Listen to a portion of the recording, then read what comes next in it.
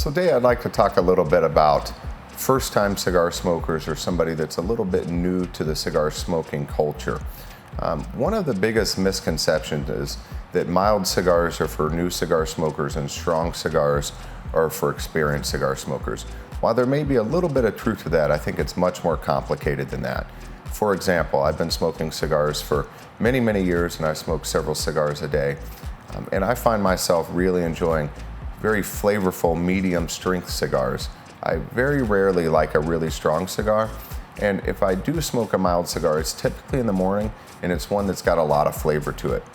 So I always recommend that somebody try a few different cigars, not necessarily in the same sitting, but over the course of a few days, and then bring that information back to me or any other good retailer, and they can really help direct you to what maybe would be a nice follow-up to your first selection. Let me give you some recommendations that have served my customers very well. One is the Perdomo Champagne. This is a mild cigar. It's got a Connecticut wrapper on it. It's a Nicaraguan cigar, but it's got a lot of body to it. It's got a lot of flavor. And what I found is people that like the flavor of it, they just don't want the strength, really enjoy this cigar. Some mild cigars, for somebody who eats rich foods, who has, has peaty scotches, that like spicy food, sometimes the really mild cigars that don't have a lot of flavors just get a little bit boring. So I like to give this to them to see if they like the flavor of this or they like the strength of this. That kind of helps me take them to their next cigar. Another one that I like to recommend is the Flor de las Antillas. This is a former #1 cigar of the year. It's a very approachable price point. Most sizes in this cigar are under $10.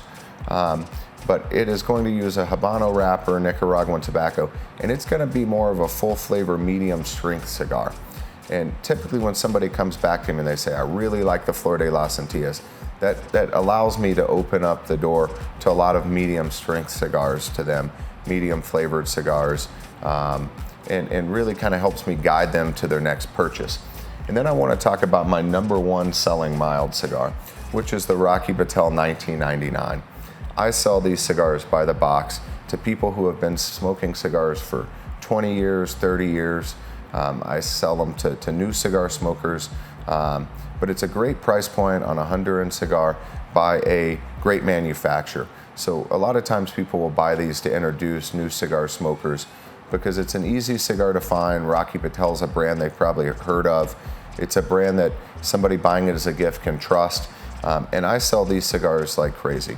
The Rocky Patel 1999 is another good mild cigar. Connecticut wrapper, gonna be a little bit more on the creamy side, gonna have a decent amount of flavor, a decent amount of body, but very low on the nicotine, so it's not gonna bother a new cigar smoker. I don't often recommend full-bodied cigars to new cigar smokers, not because they won't enjoy it, but I just don't want to take a risk of it being too strong and kind of ruining their first-time experience.